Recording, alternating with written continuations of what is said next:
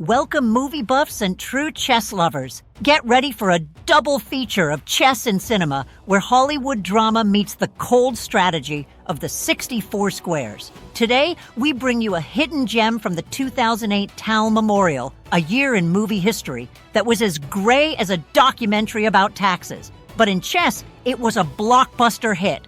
With the white pieces, a young rising star. With the swagger of James Dean and the talent of Marlon Brando, Magnus Carlsen, at only 17 years old, sporting a 2,775 rating, Carlsen was the critics' pretty boy, the golden boy promising to revolutionize the whole industry.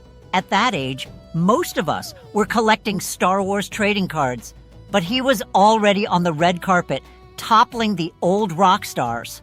And across the board, the venerable, the classic old Hollywood in person, Anatoly Karpov, a method actor with the depth of Humphrey Bogart and the presence of Orson Welles, former world champion, with more sequels than Halloween and more awards than Meryl Streep.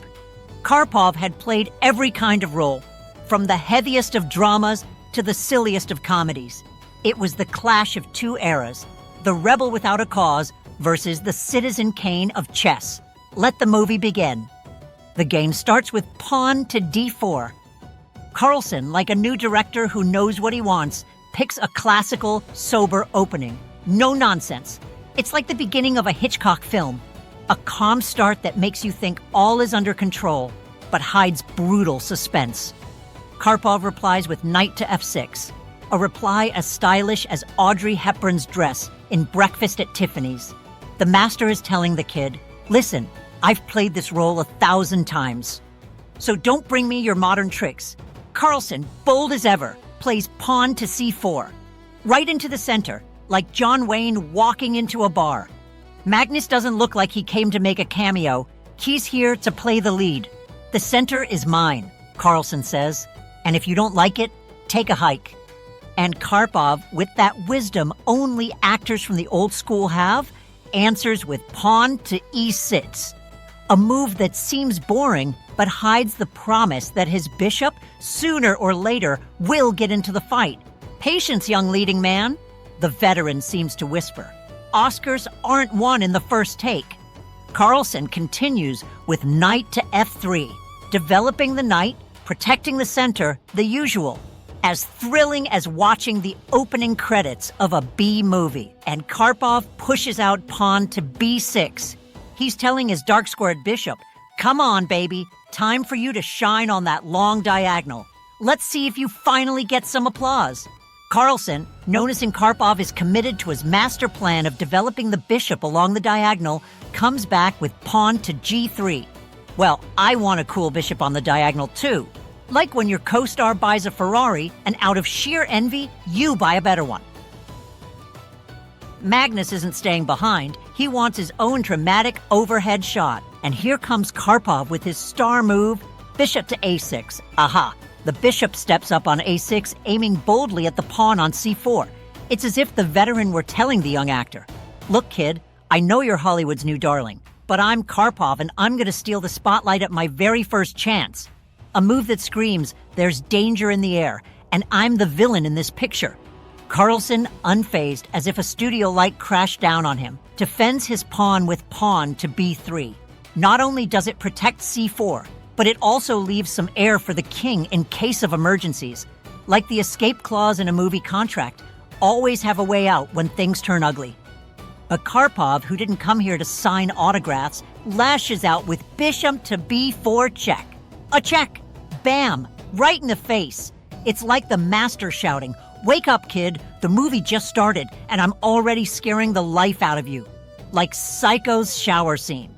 This check isn't a final plot twist, but it is a statement of purpose. I'm going to be your worst nightmare, and you know it. Carlsen, with the coolness of a supporting actor who doesn't want to steal the frame from the star, parries with bishop to d2. He blocks the check, a move so obvious it's almost insulting. Like when the script says, the character stands up and walks. Thanks for the obvious move, genius. And Karpov, seeing he didn't manage to rattle his young opponent, retreats the bishop to e7. A strategic withdrawal, saving his best lines for later. Like the supporting character saying, "I'll be back and I'll get nominated for an Oscar." Carlsen keeps developing with knight to c3. Magnus is following the script word for word, like an extra who doesn't want to ruin the take. Developing his pieces, controlling the center. So perfect, it's almost annoying. Karpov, always one for drama and unexpected turns, shakes the center with pawn to d5. The master is saying, "I don't like calm. I want action, chaos, destruction," like a 70s disaster film. Carlsen takes the challenge and captures with pawn takes d5. The center trembles. This is the moment the meteor strikes in Armageddon and everything collapses. And Karpov recaptures with knight takes d5. Pawns are flying off the board like confetti at an award ceremony. What madness! Carlsen strikes with pawn to e4, hitting Karpov's knight and planting two solid center pawns. Magnus says, "The center is my movie studio and you don't have a VIP pass. Total control." But of course, there's a cost. His king has no simple way to castle. Too high a price for glory? We'll see whether this brave king doesn't end up running wildly across the stage, like an extra in the stampede scene of Ben-Hur. Karpov, making a move that looks more like a sacrifice for art than a chess decision, plays bishop takes f1. He trains his bishop for whites. It's like he's saying, "If I can't be the star, then I'm at least dragging one of yours down to the forgotten actor's limbo with me." Carlsen responds with king takes f1, recapturing with his king. A strange, experimental castling. Now his king sits on f1, stranded in the center, like a method actor lost inside his own character. But Magnus has a plan. Move it to g2 to fake castle. The creativity of geniuses, always breaking the rules of the script. Karpov continues with knight to f6, retreating the knight that was under attack. Such an obvious, by the manual, move that the movie audience would already be checking their watches. Like a supporting actor stepping aside so the star can shine. Done with a sigh that says, "I've seen this movie 1,000 times." Carlsen plays bishop to f4, developing. Here Magnus, like the writer of a psychological thriller, whispers to Karpov's knight, "I won't let you rest, buddy. I'll chase you until you crack," like Jack Nicholson in The Shining. Finally, Karpov castles short with castle's kingside. Hallelujah! His king is safe at last, tucked under the shelter of his rooks like the hero who, after a long chase and more sprints than in an 80s action movie, finds a safe house. A little piece for the old fox who can now relax, smoke a cigar, and plan his next move. Carlsen follows through with king to g2, shifting his king to g2. His auteur castling is now complete. His rooks are connected, and a king, though in a slightly peculiar home, it's safe, like a scene from Casablanca. Not what you expected, but it works and looks good. But Karpov, who won't surrender even if a PL falls on him, shoots back with bishop to b4. Man, Karpov, you're really persistent. Like a director who keeps shooting the same scene over and over until the actors want to tear their hair out. And not only that, he's also aiming at Carlsen's knight on c3, the defender of the e4 pawn. Karpov wants more drama than a soap opera filled with shocking plot twists and screams of agony. Carlsen replies with knight to b5. And not just defending, he also threatens Karpov's pawn on c7 with both his knight and his bishop. Here Magnus, with the cockiness of a bad boy in a high school movie, tells Karpov, "If you mess with me, I'll pay you back double, even if you're a cinema legend. I'm Carlsen, and I've got more tricks than Houdini and an unlimited budget for special effects." Karpov strikes with pawn to a6, attacking the knight, like saying, "Get out of here, you cardboard horse. You're ruining my main shot." Carlsen coolly grabs a freebie. Knight takes c7. Boom, a pawn for free, like a gift from production. And not only that, he threatens Karpov's rook on a8. Magnus grins shark-like. "You poked me, old fox. Now it's your turn to suffer. I don't waste time in your washed-up dramas. I'm here for Best Picture, and your rook is already nominated for Best Supporting Actress in the category of Sacrificed Piece." Karpov retreats with rook to a7, a forced move. Embarrassing to save material. Like when an actor, after messing up a scene and getting chewed out by the director, sneaks back to his trailer, hoping no one noticed his embarrassing performance. But Carlsen saw it all. Carlsen continues with pawn to a3, attacking the bishop. Magnus, like a bossy director who can't stand backup actors, snarls, "I don't want you here. Bishop, go home. You're not needed in this cast." The bishop, already imagining unemployment, slinks back with its tail between its legs. Karpov, resigned, knowing that youth always ends up stepping on your neck, retreats his bishop to e7. It seems the master is now in strategic withdrawal mode, holding on to his pieces for a later act, like a veteran actor taking a rest break, knowing his big scene is already immortalized in collective memory and VHS tape. Carlsen charges with pawn to d5, throwing the doors wide open. Attack again. The movie continues, and I'm writer, director, and lead. Magnus growls, full of arrogance. Karpov, his sly smile never leaving, munches with knight takes e4. A free pawn.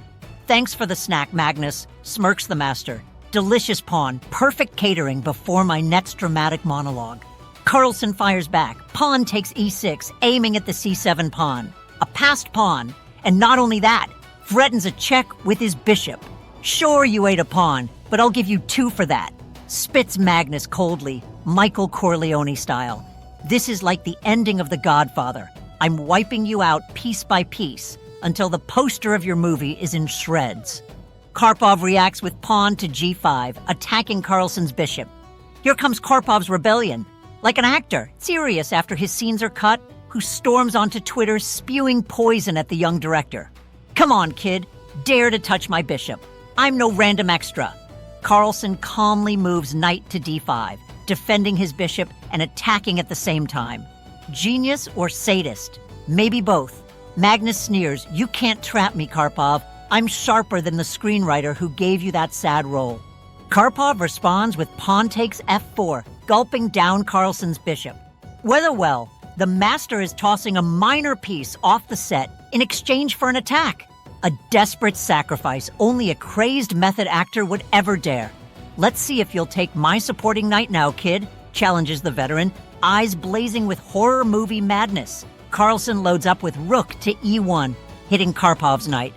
"You take my bishop, I attack your knight." Magnus declares in the booming voice of a movie trailer narrator, "Revenge is a dish best served cold, Karpov, and my freezer is stocked with deleted scenes of me tearing you apart." Karpov retreats to safety with knight to f6. "You will catch me, Magnus. I'm faster than a runner in Chariots of Fire, a classic movie," mutters the old fox, like a secret agent slipping through a crowd. "And I've got more tricks than a low-budget indie director." Carlsen smirks and drops pawn takes f7 check, a deadly check, straight from the cliffhanger of a soap opera. "Brace yourself, Karpov. This is the big one," warns Magnus, villainously licking his chops. But before we go on, let's take a closer look. Notice how now both the knight and the rook are threatening the bishop on e7, plus they're giving check. If the king goes to h8, for example, knight takes e7, and white is way better. If instead of moving the king, black takes with the rook, rook takes f7. Then knight takes e7 and the queen is attacked. Plus, it's a check, so black would lose the queen. If queen takes e7, then rook takes e7, rook takes e7, and queen to d8 with check. And after black blots with the rook, queen takes b6, and white's position is much better. Plus, white is up material. But here, what Karpov did was capture with the king. King takes f7, and after knight to g5 with check, this king is in real trouble. Yes, black is up a piece, but the king is really boxed in. Karpov played king to e8. If king to g7, then knight to e6, winning the queen, a nifty move. And if the king goes to g8, knight takes e7 check, then after rook takes e7, queen takes e8, rook takes d8, and rook takes e7, white is much better. They have an exchange and a pawn up. After thinking this through, Karpov chose. Karpov answers with king takes f7. "You will kill me, Magnus." The old master roars like Bruce Willis in Die Hard. "I've got more lives than Hollywood's cats." Carlsen hammers with knight to g5 check, The king is in trouble, sweating bullets like an actor who forgot his lines. I'll spin you around till you give up, Karpov, Magnus mocks, like an auteur director obsessed with incomprehensible shots. You'll spin more than a Christopher Nolan movie and understand just as little. Karpov dodges with king to e8. I won't surrender, Magnus. I'll fight till the last, vows the master, like an extra refusing to die in his first scene, waiting for his chance at glory, no matter how small. Magnus snatches with knight takes f6, eating Karpov's knight. Another supporting role vanishes without explanation halfway through the film. I'm dismantling you, piece by piece, Karpov, says Magnus, cold as an editor chopping scenes mercilessly. I'm leaving you stop motion, frozen, helpless for the critic's delight. Karpov recaptures with rook takes f6. Don't think you've won, Magnus. I still have an ace up my sleeve, the master whispers. Sly as Indiana Jones finding a coin in the ruins. I can still spin the script like a Shyamalan twist. Carlsen heats up the attack with queen to h5 check. The queen bursts onto the stage like a Hollywood diva, radiating glory. I'm gonna crush you, Karpov, and with style, declares Magnus with operatic pomp. Get ready for the final symphony of your failure. Karpov flees with king to d7. You won't catch me, Magnus. I'm slipperier than a thief in Ocean's 11, replies the master, searching desperately for a loophole in the script. Magnus tightens with rook to d1 check. The rook joins the attack like an army of extras storming the lead actor. I'll drown you, old wolf, with all my soldiers, Carlsen roars. Karpov, desperate, blocks with rook to d6, a last-second rewrite to avoid elimination. But Carlsen, the villain savoring his triumph, strikes with rook takes d6. Karpov's rook vanishes into the editing room, replaced by Carlsen's. It screams checkmate in two, but with the terror-filled suspense of a horror film. Karpov, cornered, answers with bishop takes d6, swallowing his destiny. Carlsen keeps pressing. With queen to f7 check, the white queen deals another blow, a Hollywood kiss of death.